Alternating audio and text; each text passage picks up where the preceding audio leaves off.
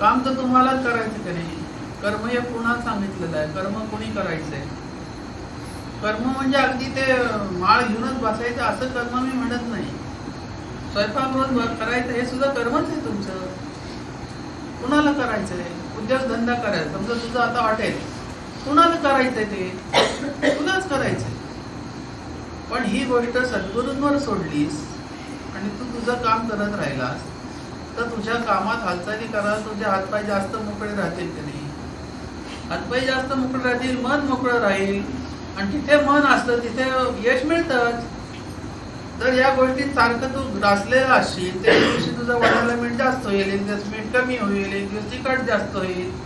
एकदा खाऊन गेलेला माणूस म्हणा काय बरोबर नाही यांच्याकडे. पण जर तुझं मन एकदम निर्मळ असेल त्या दिवशी आणि प्रसन्न मानन तू करत असशील, इतके सुरेख होतील तुझे पदार्थ. नेमकं एकदा गेले की म्हणतील नाही नाही ते लांब पडलं तर त्यांच्याकडेच जाऊ. यश कोणाला मिळेल. त्याचं कारण काय. सद्गुरूंवर आपण सोडलं.